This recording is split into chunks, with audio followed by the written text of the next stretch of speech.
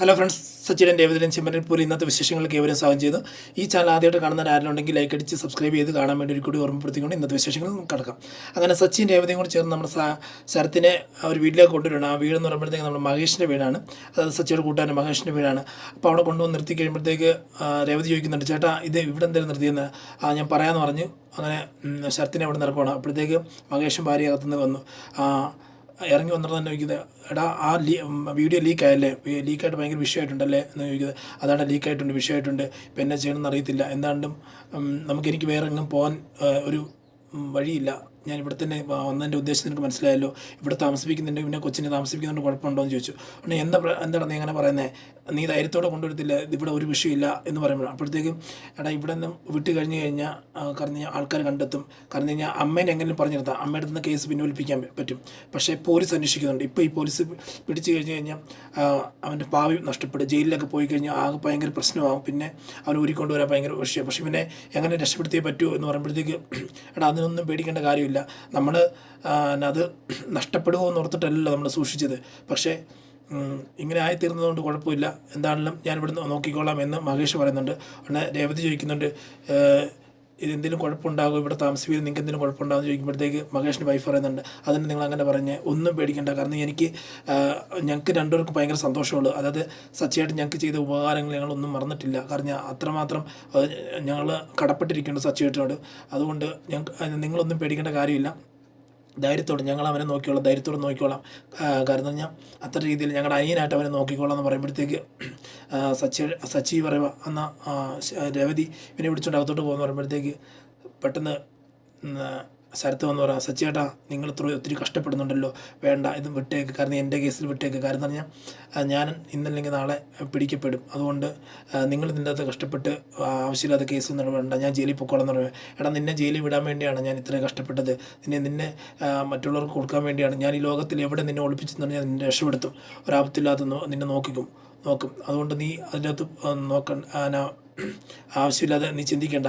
നീ ജയിലിൽ പോയി കഴിഞ്ഞ് നിൻ്റെ പഠിത്തം പോകും, നിൻ്റെ ഭാവി പോകും, നിൻ്റെ എല്ലാം പോകും. ജയിലിൽ പോയിട്ട് അവിടെ ചെന്നിട്ട് ചെയ്ത് തെറ്റ് ഒരു കുറ്റമാണെന്ന് നീ പശ്ചാത്തപിച്ച് കഴിഞ്ഞാൽ അത് അവിടെ നരകതുല്യമാകും. അത്ര രീതിയിൽ നീ വിഷമിക്കേണ്ട ഒരു സ്റ്റേജ് വരും. അതുകൊണ്ട് പറയുക, ഇനി മേലെ നീ അങ്ങനെ ചിന്തിക്കരുത്. എങ്ങനെ കളിച്ചെന്ന് പറഞ്ഞാലും നിനക്ക് കാരണം കഴിഞ്ഞാൽ ഇവിടെ നിന്ന് രക്ഷപ്പെടുത്തിക്കൊണ്ട് പോകാനുള്ള കാരണം കേസും കാര്യങ്ങളെല്ലാം തീർത്ത് കേസ് പിൻവലിച്ച് പോലീസിന് വിഷയമില്ലെന്ന് കണ്ടു കഴിയുമ്പോൾ മാത്രമേ നമുക്കിതിൻ്റെ ഞാൻ നിന്നെ ഇവിടുന്ന് കൊണ്ടുപോകത്തുള്ളൂ. കാരണം അത്ര രീതിയിൽ നിന്നെ സംരക്ഷിക്കാൻ ആഗ്രഹിക്കുന്നുണ്ടെന്ന് പറഞ്ഞ് അതിനകത്ത് പറഞ്ഞു വിടും. ഉടനെ പറഞ്ഞു വിട്ട് കഴിയുമ്പോഴത്തേക്ക് അവർ അകത്ത് കയറി പോകുമ്പോഴത്തേക്ക് നമ്മുടെ സച്ചി മാറി നിന്നിങ്ങനെ കരയുന്നൊരു സ്റ്റേജാണ്. മഹേഷ് വന്ന് ചോദിക്കും, എന്താടാ നീ കൊച്ചുപിള്ളേരെ പോലെ മറ്റുള്ളവരെ പോലെ നീയും കരയുന്നതെന്ന് ചോദിക്കുമ്പോഴത്തേക്ക്, ഇല്ലടാ അവനെ എനിക്ക് അത്ര പ്രിയമാണ്. കാരണം ഞാൻ ആ ഫാമിലി ഇവനില്ല എന്നുണ്ടെങ്കിൽ നശിച്ചു പോകും. അങ്ങനെ നശിച്ചു പോയി കഴിഞ്ഞാൽ എനിക്ക് എൻ്റെ രേവതയെ കിട്ടത്തില്ല. അപ്പോൾ അത്രമാത്രം ഞാൻ വേദനിക്കേണ്ടി വരും. അതുകൊണ്ട് എനിക്ക് ആരും നഷ്ടപ്പെടുത്താൻ പറ്റത്തില്ല, എല്ലാവരും എനിക്ക് വേണം. അതുകൊണ്ട് ഇവനെ സംരക്ഷിച്ചേ പറ്റൂ. എനിക്ക് അതെൻ്റെ ലൈഫ് ലോങ് ആയിട്ട് ഞാൻ കാണുന്നുണ്ടെന്ന് പറയുമ്പോഴത്തേക്ക്, എടാ നീ പേടിക്കേണ്ട കാര്യമില്ല, ഇവിടെയല്ല കാരണം നീ അവനെ നമ്മളെ അനിയനെ പോലെ നമ്മൾ നോക്കത്തില്ല, എന്നെ പേടിക്കാനെന്ന് നീ ചോദിക്കുമ്പോഴത്തേക്ക്, അതേടാ നിന്നെ അങ്ങനെ നീ അങ്ങനെ സംരക്ഷിക്കുന്ന ഓർത്തിട്ട് തന്നെ ഞാൻ ഇവിടെ കൊണ്ടുവന്നതെന്ന് പറയണം. അപ്പോഴത്തേക്ക് രേവതി ഇങ്ങനെ ഇതെല്ലാം കേട്ടുകൊണ്ടിരിക്കുക. അതായത് രേവതിയെ നഷ്ടപ്പെടേണ്ടി വരും, അതുപോലെ ശരത്തിനെ നഷ്ടപ്പെടേണ്ടി വരും എന്നുള്ള രീതിയിലൊക്കെ ഈ സച്ചി ഇങ്ങനെ പറഞ്ഞ് വിഷമിക്കുന്ന കാര്യം ഓർക്കുമ്പോഴത്തേക്ക് സച്ചിയോട് എന്തെന്നില്ലാത്തൊരു സ്നേഹം, ഭയങ്കര ഒരു സെൻറ്റിമെൻറ്റ് സീനാണ് അത് കാണുന്നത്. അപ്പോൾ അങ്ങനെ കാണുന്നൊരു സീനാണ് നമ്മളവിടെ കാണുന്നത്. പിന്നെ കാണുന്ന സീൻ എന്ന് പറയുമ്പോഴത്തേക്ക് സച്ചിൻ രേവതിയും കൂടെ കാറിൽ പൊയ്ക്കൊണ്ടിരിക്കുകയാണ് തിരിച്ച്. അങ്ങനെ പൊയ്ക്കൊണ്ടിരിക്കുമ്പോഴത്തേക്ക് സച്ചി ചോദിക്കുന്നുണ്ട്, നീ എന്തിനാ രേവതി ഇങ്ങനെ വിഷമിച്ചുകൊണ്ടിരിക്കുന്നത്, ആ കാര്യം കഴിഞ്ഞു പോയതല്ലേ, നമുക്കത് അതിനുള്ള പരിഹാരം കാണാമെന്നൊക്കെ പറയുമ്പോഴത്തേക്ക് അല്ല സച്ചിയേട്ടൻ ഇത്രമാത്രം ശരത്തിനെ സ്നേഹിക്കുന്നത് ഞാൻ ഓർത്തില്ല, സച്ചിയേട്ടൻ്റെ സ്നേഹം ഭയങ്കരമാണെന്നൊക്കെ പറയുമ്പോഴത്തേക്ക് ഞാൻ എന്നും ശരത്തിൻ്റെ നന്മ കാണാനല്ലേ ആഗ്രഹിച്ചിട്ടുള്ളൂ, അവൻ നശിച്ചു പോകാൻ ഞാൻ ആഗ്രഹിച്ചിട്ടുള്ളൂ. പിന്നെ ഇതൊക്കെ സംഭവിച്ചു പോയത് കാരണം എൻ്റെ ഫോൺ നഷ്ടപ്പെട്ടു പോയതുകൊണ്ടാണല്ലേ ഇങ്ങനെ സംഭവിച്ചത്, എന്താണല്ലോ ഇത് ഭയങ്കര മോശമായിപ്പോയി, എന്താണെങ്കിലും ആരാ ചെയ്തതെന്ന് അറിയത്തുമില്ല എന്നുള്ള രീതിയിലൊക്കെ പറഞ്ഞുകൊണ്ടിരിക്കുമ്പോഴത്തേക്ക് പെട്ടെന്ന് തന്നെ ബാക്കിൽ നിന്ന് ഒരു കവർ എടുത്തിട്ട് രേവതി പറയും, ചേട്ടന് വേണ്ടി ഒരു സംഭവം മേടിച്ചിട്ടുണ്ടെന്നുള്ള രീതിയിൽ പറഞ്ഞ് കാണിച്ചു കൊടുക്കുമ്പോഴത്തേക്കും ഒരു ഫോണാണ്. നീ എന്തിനാ ഇത് മേടിക്കാൻ പോയത്, ഇത് പെട്ടെന്ന് വണ്ടി ഒതുക്കിട്ട് നീ എന്തിനാ ഇപ്പോൾ ഇത് മേടിക്കാൻ പോയത്, ഞാൻ മേടിക്കത്തില്ലായിരുന്നു പറഞ്ഞ്, അല്ല ചേട്ടൻ എന്നെ വിളിക്കാൻ വേണ്ടി ചേട്ടൻ എന്നെ വിളിക്കാൻ വേണ്ടി മറ്റുള്ളവരുടെ മുമ്പേ അതത് ബുദ്ധിമുട്ട് കാണുമ്പോഴത്തേക്ക് എനിക്കതൊരു ഭയങ്കര വേദന ഉണ്ടാകുന്നുണ്ട്. അതുകൊണ്ട് തന്നെ ഞാൻ തന്നെ മേടിക്കണമെന്ന് ഞാൻ ആഗ്രഹിച്ചിട്ടുണ്ടെന്ന് പറഞ്ഞു, അതുകൊണ്ടാണ് മേടിച്ചെന്ന് പറയും. പെട്ടെന്ന് ഞാൻ മേടിക്കത്തില്ലായിരുന്നു എന്ന് ചോദിക്കുക. അത് കഴിഞ്ഞുകൊണ്ട് ഇല്ല കുഴപ്പമൊന്നുമില്ല ഞാൻ തന്നെ മേടിച്ചോളാം എന്ന് പറഞ്ഞ് അങ്ങനെ അതായത് ഇതെപ്പോഴും മേടിച്ചെന്ന് ചോദിക്കുമ്പോഴത്തേക്ക് ഈ വിഷയം ഉണ്ടാകുന്ന മുമ്പ് ഞാനും ശരത്തും പോയി സച്ചേട്ടൻ്റെ ഫോൺ കാണാതെ പോയി പറഞ്ഞപ്പോഴത്തേന് ഞാനും ശരത്ത് പോയി അത് മേടിച്ച സച്ചേട്ടാ എന്ന് പറയും. എന്നിട്ട് ചോദിക്കുന്നുണ്ട് എന്തിനാ സച്ചേട്ടാ ആ ഫോൺ ഇത് എൻ്റെ അത് വെച്ചിരുന്നത്, അത് ഡിലീറ്റ് ചെയ്യത്തില്ലായിരുന്നോ എന്ന് ചോദിക്കുമ്പോഴത്തേക്ക് സച്ചി പറയുവാണ് അതേ മഹേഷ് പറഞ്ഞിട്ടാണ് അത് ഡിലീറ്റ് ചെയ്യാതിരുന്നത് പറയും. അപ്പം മഹേഷ് പറയുന്നത് ഞാൻ എന്താ അങ്ങനെ മഹേഷിൻ്റെ പറയാൻ കാര്യം എന്ന് പറഞ്ഞാൽ അല്ല അല്ല ശരത്തിൻ്റെ നേരെ നടത്തണം എന്നുണ്ടെങ്കിൽ വീഡിയോ കൈ വേണം. കാരണം മാത്രമല്ല കാരണം ഞാൻ ഈ കൈ തല്ലി അടിച്ചതിൻ്റെ കാരണം നാളെ അന്വേഷിച്ച് കഴിഞ്ഞ് കഴിഞ്ഞാൽ അത് പറയാൻ വേണ്ടിയുള്ള കാരണം ഇത് തന്നെയായിരുന്നു. അപ്പോൾ അതിനുവേണ്ടി ഞാൻ ഇത് ഫോണിൽ സൂക്ഷിച്ച് വെച്ച്, പക്ഷേ ഇതിങ്ങനെ ലീക്കാവുമെന്ന് ഞാൻ ഒരിക്കലും പ്രതീക്ഷിച്ചില്ല. പക്ഷേ ഇതിൻ്റെ അത് വേറൊരു കാര്യം എന്ന് പറഞ്ഞു കഴിഞ്ഞാൽ ഈ ഫോണ് കളഞ്ഞു പോയതിന് പിറ്റേ ദിവസം തന്നെയാണ് ഈ വീഡിയോ ലീക്ക് അയക്കുന്നത്. അപ്പം നമ്മൾ കരുതിക്കൂട്ടി ഇതാരോ പ്ലാൻ ചെയ്ത പോലെ ആണെന്ന് തോന്നുന്നു പറയുമ്പോഴത്തേക്ക് രേവതി പറയുവാണ് എന്നാൽ പിന്നെ ആ മറ്റേ ആളായിരിക്കും എന്ന് പറയും. ഇല്ലില്ല ആൻ്റണി ആകത്തില്ല, അവൻ തന്നെ ആയിരിക്കും, അവനായിരിക്കാൻ ചാൻസ് ഇല്ല. അവനാണെന്നുണ്ടെങ്കിൽ പെട്ടെന്ന് തന്നെ അന്ന് തന്നെ ലീക്കാക്കിയാരെ. പക്ഷേ ഇതങ്ങനെയല്ല, ഇത് പ്ലാൻ ചെയ്താന്ന് പറഞ്ഞുകൊണ്ടപ്പോഴത്തേക്ക് രേവതി പറയുക പിന്നെല്ലാം ആരാ ചെയ്യുന്നത് ചോദിക്കുമ്പോഴത്തേക്ക് പറയുക അത് വേറെ ആയിരിക്കില്ല, നമ്മളോട് പകയുള്ള ആളായിരിക്കും, നമ്മളോട് നല്ലൊരു ശത്രുതയുള്ള ആളായിരിക്കും. അങ്ങനെ എന്ന് പറയുമ്പോഴത്തേക്ക് നമ്മളോട് ശത്രുത തോന്നാൻ ആരാ ഉള്ളതെന്ന് പറയുമ്പോഴത്തേക്ക് നമ്മുടെ ശത്രുത തോന്നുന്ന ആൾക്കാരുണ്ടല്ലോ. അപ്പം ഇവിടെയാണ് ഇപ്പം നമ്മുടെ അമ്മയാണ് നമുക്കെതിരെ വാളെടുത്തിരിക്കുക. എങ്ങനെ കളിച്ചെന്ന് പറഞ്ഞാലും നമുക്കെതിരെ അവർ നിൽക്കും, അമ്മ നിൽക്കും.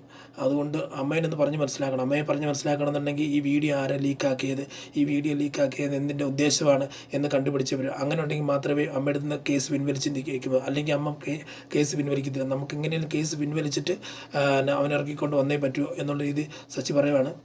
അടുത്ത സീൻ നമ്മുടെ ചന്ദ്രോദയമാണ് കാണിക്കുന്നത്. ചന്ദ്രോദയത്തെ ശ്രീകാന്ത് പറയുന്നുണ്ട് എന്നാൽ ശരത്തിൻ്റെ കൂട്ടുകെട്ട് അത്ര ശരിയല്ലെന്ന് എനിക്കറിയാം, പക്ഷേ അവൻ ഇങ്ങനെ ചെയ്യുമെന്ന് ഞാൻ ഒരിക്കലും വിചാരിച്ചില്ലെന്ന് പറയുമ്പോഴത്തേക്ക് ചന്ദ്രമതി പറയുക എന്താ വിചാരിക്കാനിരിക്കുന്നത്, ആ ഫാമിന് മുഴുവൻ അഭിനയമാണ്, അതുകൊണ്ട് കൂടുതലായിട്ട് എക്സ്പ്ലെയിൻ ചെയ്യേണ്ട കാര്യമൊന്നുമില്ല, എല്ലാവരും അവരെക്കുറിച്ച് അറിയാം, നമുക്ക് മാത്രമേ ഇവിടെ ചിലവർക്ക് മാത്രമേ അറിയാത്തെന്നുള്ള രീതിയിലൊക്കെ പറഞ്ഞുകൊണ്ടിരിക്കുമ്പോഴത്തേക്ക് സച്ചി വന്ന് പെട്ടെന്ന് വണ്ടി നിർത്തണം. സച്ചി വണ്ടി നിർത്തിയിട്ട് അകത്ത് കയറി വരുമ്പോഴത്തേക്ക് സച്ചി കയറി വരുമ്പോഴത്തേക്ക് തന്നെ ചന്ദ്രമതി അങ്ങോട്ട് ഇറങ്ങി ചെന്നിട്ട് നിൽക്കട അവിടെ എന്ന് പറഞ്ഞു തടഞ്ഞിട്ട് രേവതിയോട് നിന്നോട് ഞാൻ ഇവിടെ വീട്ടിൽ കയറി പോരുന്നല്ല അടി പറഞ്ഞ് നീ എന്താണ് ഇങ്ങോട്ട് കയറി വരുന്നത് ചോദിക്കുമ്പോഴത്തേക്ക് വളരെ നിങ്ങളാരെവിടെ വെള്ളത്തടയാൻ മാറി നിൽക്കിയെന്ന് പറയാം.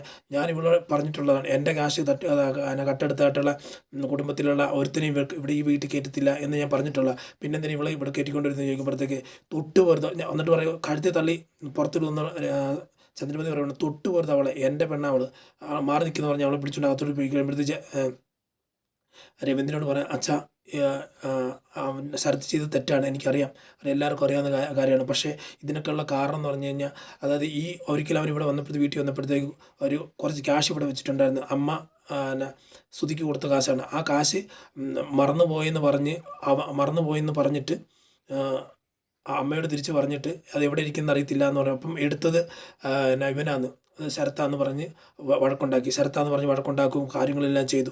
അപ്പോൾ ആ കാരണത്തിൻ്റെ പേരിലാണ് ഇവർ വിഷയം ഉണ്ടാക്കിയിരിക്കുന്നത്. അങ്ങനെയാണ് അവനെ അപമാനിക്കുക കാര്യങ്ങളെല്ലാം ചെയ്തപ്പോഴത്തേക്കാണ് ആ വാശിക്കാണ് അവൻ അങ്ങനെ അത്രയും ചെയ്തത്.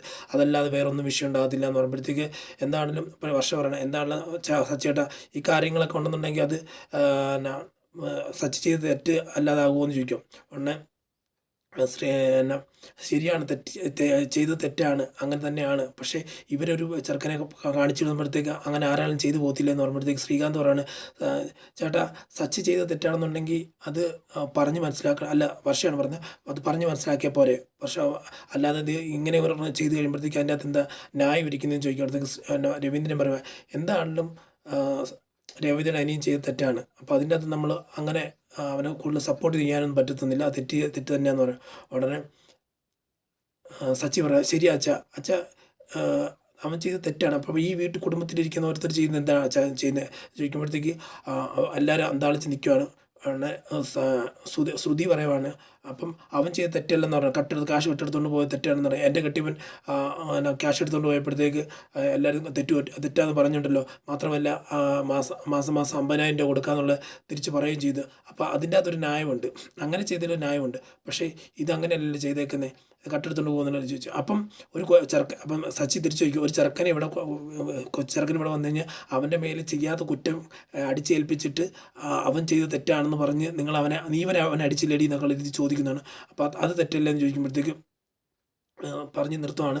അത് ഞാൻ രേവതി വന്ന് പറയുവാണ് എല്ലാവരും ക്ഷമിക്കണം, എനിക്കും എൻ്റെ ഫാമിലിക്കും അല്ലെ ഞാനും എൻ്റെ ഫാമിലിയും എന്തെങ്കിലും തെറ്റ് ചെയ്തിട്ടുണ്ടെങ്കിൽ അതെല്ലാവരും ക്ഷമിക്കണമെന്ന് പറഞ്ഞ് കൈകൂപ്പി നിന്ന് എല്ലാവരോടും മാപ്പപേക്ഷിക്കണം. ഉടനെ ചന്ദ്രമതിയൊക്കെ വല്ലാണ്ട് നോക്കും, അയ്യോ ഒരു അറപ്പോടെ നോക്കുന്നൊരവസ്ഥയാണ്.